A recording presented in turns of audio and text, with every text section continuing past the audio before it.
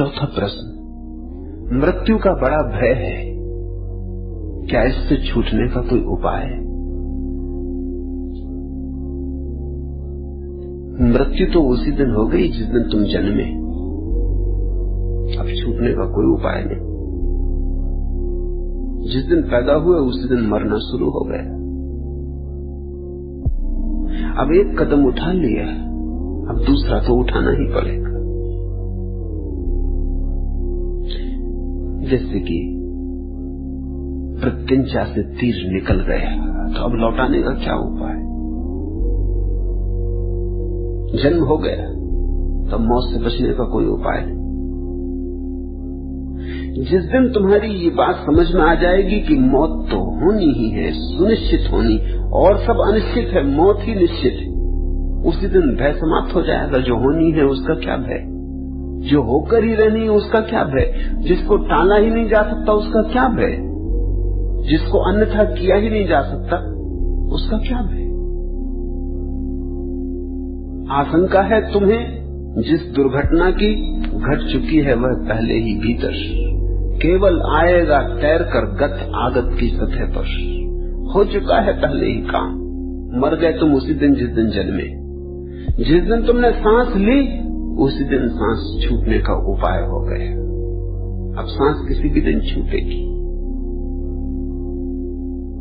तुम सदा न रह सकोगे। इसलिए इस भय को समझने की कोशिश करो, बचने की आशा मत करो। बचने को तो कोई नहीं बच पाया, कितने लोगों ने कितने उपाय किए बचने के। नादिर शाह इतना बड़ा लड़ाका था, खूंखार, हजारों लोगों की हत्याएं की, मगर खुद की मौत से डरता था, बाहरी डर था उसे। दूसरे की मौत तो कोई बात ही न थी। कहते हैं एक रात एक वेश्या उसके शिविर में नाच करने आई और जब लौटने लगी तो रात देर हो गई, 2 बज गए और वो डरने लगी। उसने कहा रास्ते में अंधेरा है और मेरा गांव दूर है, मैं कैसे जाऊं? तो नादिर शाह ने कहा कि तू फिक्र मत कर, तू कोई साधारण व्यक्ति के दरबार में नाचने आई। उसने अपने सैनिकों को कहा कि रास्ते में जितने गांव हैं सब में आग लगा दो ताकि ये वेश्या अपने गांव तक रोशनी में जा सके। 5-7 गांव में आग लगवा दी, गांव के सोते लोग जल गए, लेकिन रास्ते पर रोशनी करवा दी। दूसरे की मौत तो जिसे खिलवाड़ थी, लेकिन खुद की मौत की बड़ी घबराहट थी। इतना घबराया रहता था मौत से कि रात भी ठीक से सो नहीं सकता था। और इसी घबराहट में मौत हुई जब हिंदुस्तान से वापस लौट रहा था और एक रात एक शिविर में तंबू के भीतर सोया था। तो रात में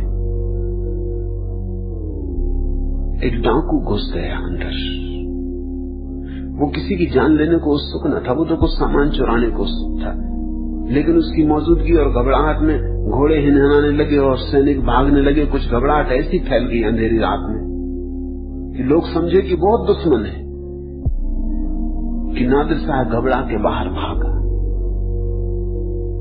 तंबू की रस्सी से पैर फंस गए तो वो समझा किसी ने पैर पकड़ लिया और उसी घबराहट में उसका हृदय की धड़कन बंद हो गई, वो गिर पड़ा। कोई ने पकड़ा नहीं, किसी ने मारा नहीं, किसी ने कुछ किया नहीं, सिर्फ पैर फंस गया तंबू की रस्सी में। वो समझा कि गए जान, उसी घबराहट में मरा। आदमी बचने के कितने उपाय करे। मनोवैज्ञानिक कहते हैं कि दूसरों को मानने की उत्सुकता उन्हीं लोगों में होती है जो अपने को बचाने के लिए बड़े आतुर होते हैं, जिनको ये ख्याल होता है कि हम जिंदगी तो नहीं बना सकते, लेकिन कम से कम लोगों को मार तो सकते हैं, मृत्यु तो कर सकते हैं दूसरों की। दूसरों को मारने से ऐसा लगता है कि हम शायद मृत्यु के मालिक हो गए। देखो कितने लोग मार डाले, मृत्यु हमारे कब्जे में। इससे एक भ्रांति पैदा होती है कि शायद मृत्यु हमें क्षमा कर देगी।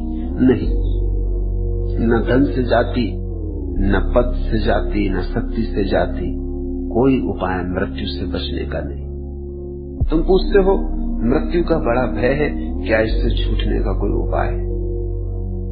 छूटने का उपाय करते रहोगे, भय बढ़ता जाएगा। तुम छूटने का उपाय करोगे, मौत रोज करीब आ रही, क्योंकि बुढ़ापा रोज करीब आ रहा है। तुम जितने उपाय करोगे उतने ही घबराते जाओगे। मुझसे तुमने पूछा है अगर, और मेरी बात अगर समझ सको तो मैं तुमसे कहूंगा मौत को स्वीकार कर लो, छूटने की बात ही छोड़ो। जो होना है होना, उसे तुम स्वीकार कर लो, उसे तुम इतने अंतरतम से स्वीकार कर लो कि उसके प्रति विरोध न रह जाए, वहीं भय समाप्त हो जाए। मृत्यु से तो नहीं छूटा जा सकता, लेकिन मृत्यु के भय से छुटकारा हो सकता है। मृत्यु तो होगी लेकिन भय आवश्यक नहीं। भय तुमने पैदा किया है। वृक्ष तो भयभीत नहीं है, मौत उनकी भी होगी, क्योंकि उनके पास सोच विचार का बुद्धि नहीं। पशु तो चिंता में नहीं बैठे, उदास नहीं बैठे हैं कि मौत हो जाएगी, मौत उनकी भी होगी। मौत तो स्वाभाविक है, वृक्ष पशु पक्षी आदमी सभी मरेंगे, लेकिन सिर्फ आदमी भयभीत है, क्योंकि आदमी सोचता कि किसी तरह बचने का उपाय हो जाए, कोई रास्ता निकल जाए। तुम जब तक बचना चाहोगे तब तक भयभीत रहोगे। तुम्हारे बचने की आकांक्षा से ही भय पैदा हो रहा है। स्वीकार कर लो, मौत है, होनी है, तो जब होनी है हो जाएगी। और हर्जा क्या है? जन्म के पहले तुम नहीं थे, कोई तकलीफ थी?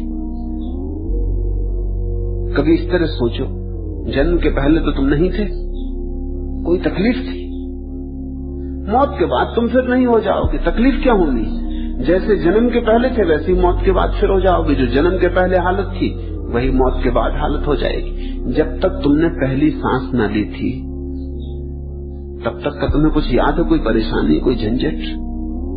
ऐसी जब आखिरी सांस छूट जाएगी उसके बाद भी क्या झंझट, क्या परेशानी। सुकरात मरता था, किसी ने पूछा कि घबरा नहीं रहे आप? सुकरात ने कहा घबराना क्या, या तो जैसा आस्तिक कहते हैं आत्मा अमर है तो घबराने की कोई जरूरत ही नहीं, आत्मा अमर है तो क्या घबराना। या जैसा कि नास्तिक कहते हैं कि आत्मा मर जाती है तो भी बात खत्म हो गई, जब खत्म ही हो गया तो घबराना किसका, घबराएगा कौन? बचे ही नहीं तो न रहा बांस न बजेगी बांसुरी। तो सुकरात ने कहा दोनों हालत में, दोनों में से कोई ठीक होगा, और तो कोई उपाय नहीं, या तो आस्तिक ठीक या नास्तिक ठीक। आस्तिक ठीक तो अमर है, बात खत्म हुई, चिंता क्या करनी। नास्तिक ठीक तो बात खत्म ही हो जानी है, चिंता किसको करनी, किसकी करनी। सुकरात ने कहा इसलिए हम निश्चिंत हैं, जो भी होगा ठीक है। तुम बचने की कोशिश ना करो,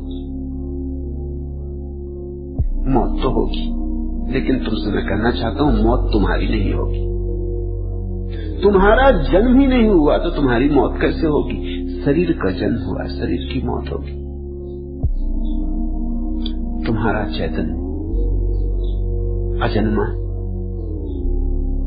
और अमृत धर्म है। तुम्हारी उलझन सारी यह है कि तुमने शरीर को अपना होना समझ लिया है। मौत असली सवाल नहीं है, असली सवाल है शरीर को समझ लिया है कि ये मैं हूं। नीरव की अर्चा रव से, जीवन की चर्चा सौ से। जैसे कोई शोरगुल से आशा कर रहा है शांति, ऐसे कोई सौ से बातें कर रहा है जीवन की। नीरव की अर्चा रव से, जीवन की चर्चा सौ से। इस मुर्दे को तुम जीवित समझे हो, इसलिए अड़चन हो रही। मुर्दा तो मुर्दा है, अभी भी मरा हुआ है, रोज मर रहा है। तुम्हें ख्याल नहीं है, क्योंकि तुम ख्याल देना नहीं चाहते, तुम डरते हो। ये तुम्हारे सिर में बाल उगते, दाढ़ी में बाल उगते, तुमने कभी ख्याल किया इनको तुम काटते हो दर्द नहीं होता? ये तुम्हारे शरीर का मुर्दा हिस्सा है जो शरीर बाहर फेंक रहा है। न खून काटते हो दर्द नहीं होता, ये जिंदा हिस्सा नहीं। मलमूत्र रोज बाहर जा रहा है, ये सब मरा हुआ हिस्सा है। शरीर में से रोज मर रहा है कुछ। तुम रोज भोजन लेके नया जीवन थोड़ा सा डालते हो, थोड़ी देर जीवन सरकता है, फिर रोज में मुर्दा कुछ हिस्सा निकल जाता है। वैज्ञानिक कहते हैं 7 साल में आदमी का पूरा शरीर मर जाता है, फिर दूसरा शरीर। 70 साल की उम्र में 10 बार शरीर मर जाता है, पूरा का पूरा बदल जाता है, एक एक कण बदल जाता है, कुछ नहीं बचता पुराना, सब नया होता रहता है। शरीर तो रोज मर रहा है, शरीर की तो प्रक्रिया मृत्यु। इस शरीर के पार एक चैतन्य की दशा है, मगर उसका तुम्हें कुछ पता नहीं। तुम वही हो और तुम्हें उसका पता नहीं, तुम्हें आत्मस्मरण नहीं। ये मत पूछो कि मौत के लिए हम क्या करें, इतना ही पूछो कि हमारे भीतर शरीर के पार जो है उसे जानने के लिए क्या करें। मृत्यु से बचने की मत पूछो, ध्यान में जगने की पूछो। अगर तुम्हें इतना पता चल जाए कि मैं भीतर चैतन्य हूं, तो फिर शरीर ठीक है, तुम्हारा आवास, घर को अपना होना मत समझ लो। और जैसे ही तुम्हें ये बात समझ में आनी शुरू हो जाएगी, तुम्हारे भीतर अपूर्व क्रांति घटित होगी। नर बन नारायण, स्वर बन रामायण। और तब तुम अचानक पाओगे तुम्हारे भीतर जो तुमने नर की तरह जाना था वो नारायण, और जो तुमने स्वर की तरह जाना था वो रामायण। शरीर तो मिट्टी है, मिट्टी से बना है, मिट्टी में विदा हो जाए। मिट्टी नीरव, मिट्टी कलरव, मिट्टी गतभव, मिट्टी चिरनव। मिट्टी से बनता है, मिट्टी में गिरता है, फिर उठता है, फिर गिरता है। ये सब सृजन मिट्टी का है, ये सब खेल मिट्टी का है। तुम इस मिट्टी के दिए को अपना होना मत समझ लो।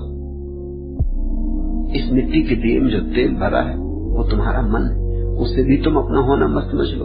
उस तेल में जो बाती पड़ी है, बाती पर जो ज्योति चल रही, वही ज्योति तुम। माना कि दिए और तेल के बिना ज्योति तिरोहित हो जाती, लेकिन दिया और तेल ही ज्योति नहीं है। ज्योति के प्रकट होने के लिए दिए और तेल की जरूरत होती। तुम्हारे प्रकट होने के लिए शरीर और मन की जरूरत होती। ये आवश्यक है तुम्हारे अभिव्यक्ति के लिए, तुम्हारे अस्तित्व के लिए आवश्यक नहीं। तुम्हारा अस्तित्व इनसे पार है।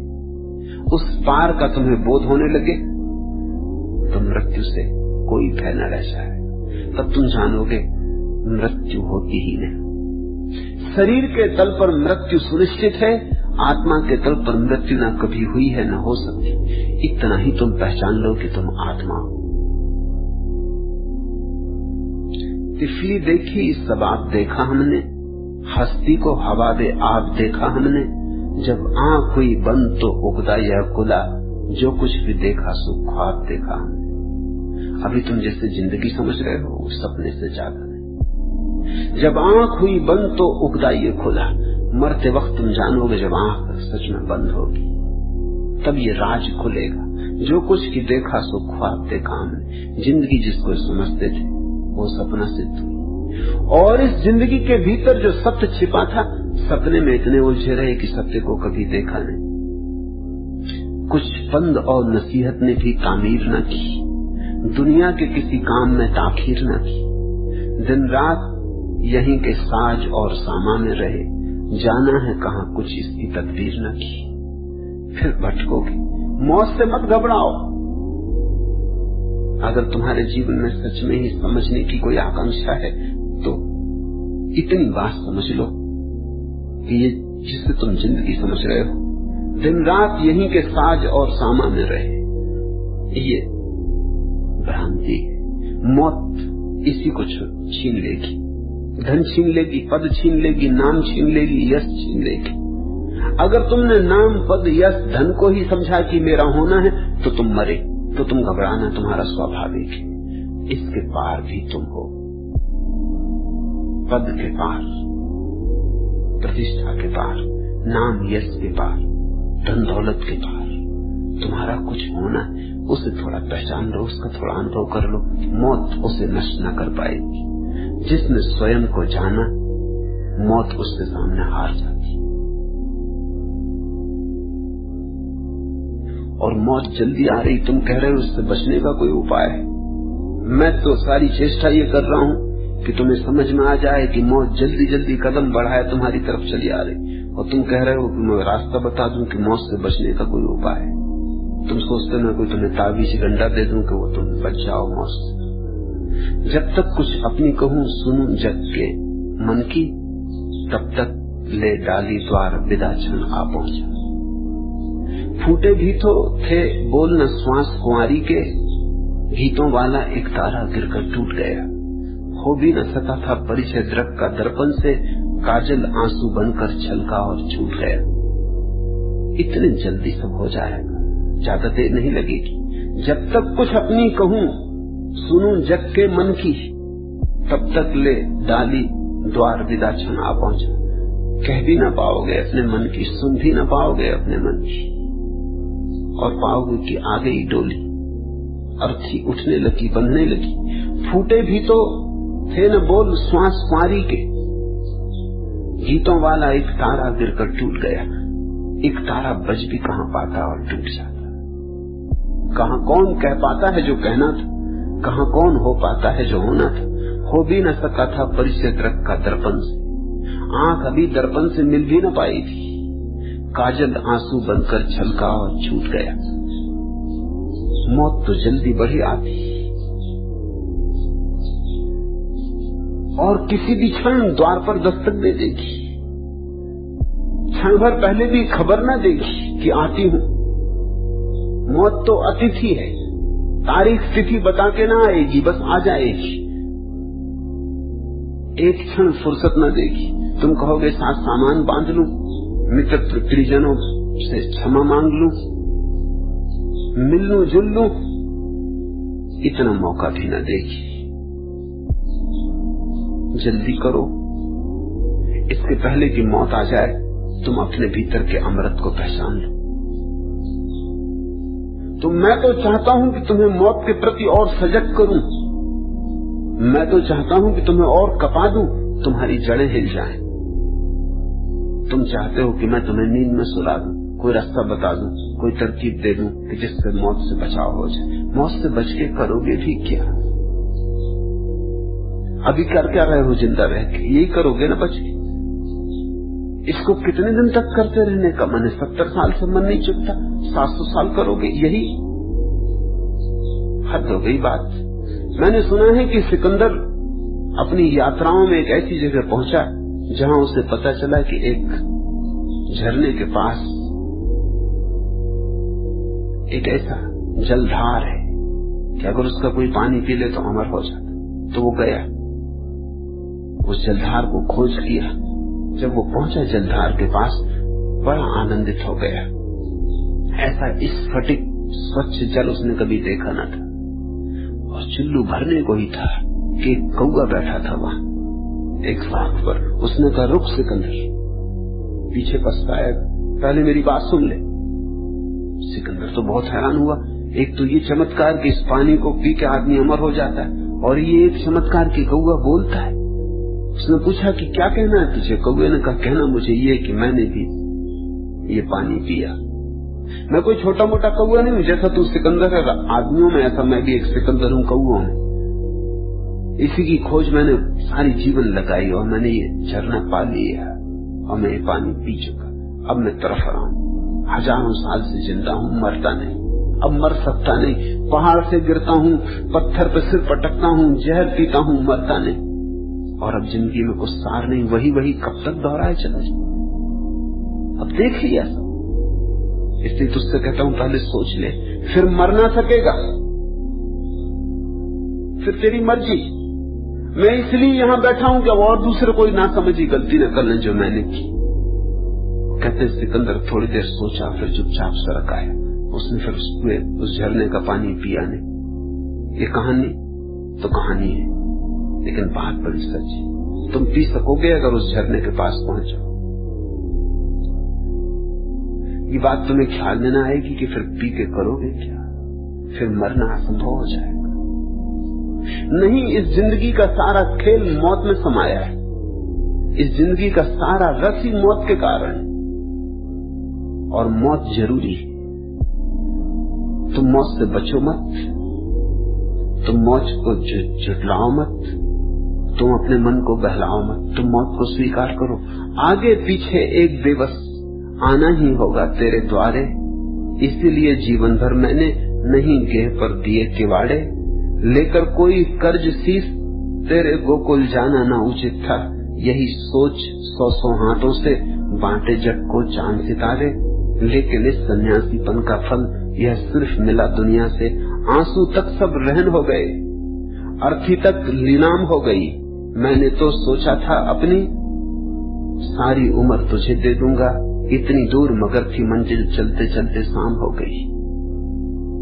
यहां तो सब लुट जाएगा, आंसू तक सब रहन हो गए, अर्थी तक नीलाम हो गई।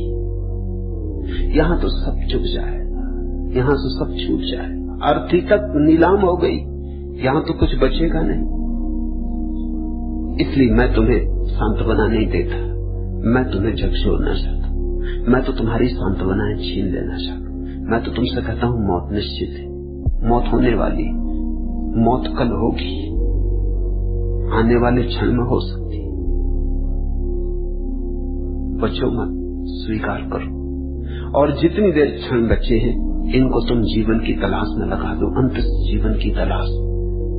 वहां है किरण अमृत की, शाश्वत की,